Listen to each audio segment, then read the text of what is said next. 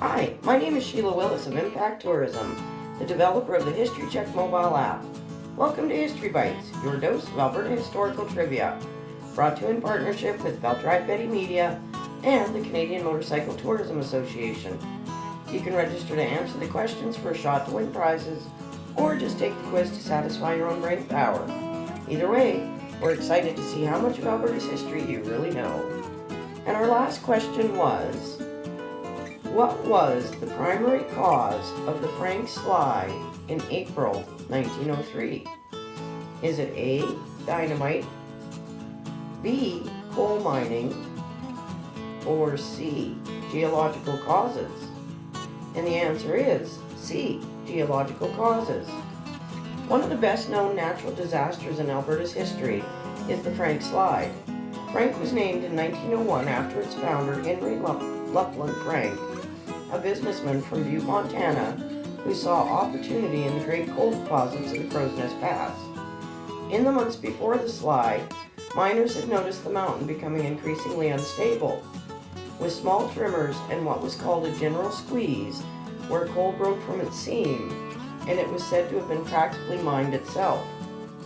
While coal mining was blamed for the disaster, scientists say it was a contributing factor. It was the unstable geological structure that was the cause of the massive rock avalanche. The mountain had sedimentary layers of sandstone and shale that became almost vertical during the mountain building process. Large surface cracks along the summit allowed water to enter deep into the mountain, eating away at the limestone, freezing and thawing, and widening the cracks, creating instability.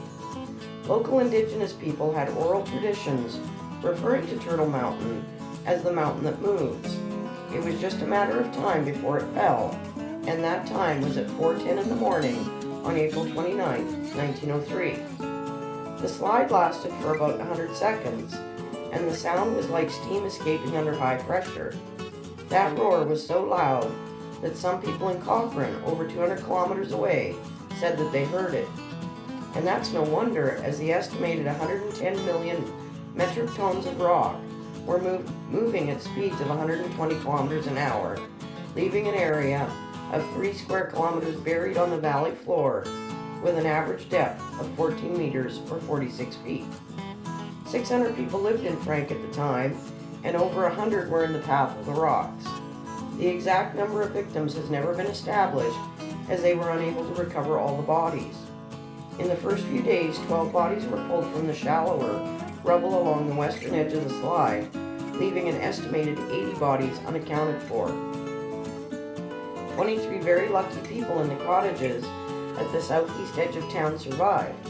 17 miners survived but were trapped inside the mine and had to rescue themselves. In 1922, a road construction crew uncovered a home believed to belong to Alfred Clark family, and 6 more bodies were recovered.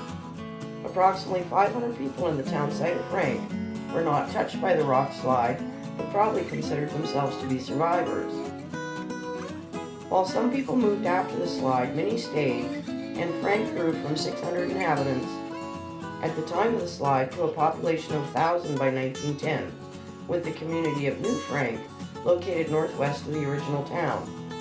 In 1911, in reaction to a royal commission of scientists, the provincial government ordered that all buildings from Old Frank be moved, and over the next few years the buildings were either dismantled or relocated. Scientists from the Alberta Geological Survey keep a close watch on all the real-time data that is transmitted from the monitoring equipment on Turtle Mountain. If you're planning a trip to explore Alberta later, you might consider the Frank Slide Interpretive Center that has much more information than this summary. The Crow's Nest Pass Heritage Initiative also has a website to show you more things in the region to explore. Both links are in the YouTube video description. And our next question is, which hamlet was first named Jarrow, then Junkins, before its name was changed to this? Is it A, Wildwood, B, Amber Valley, or C, Breton? Come back for the answer and the story that goes along with it. Then we'll load you up with the next question. Enjoy!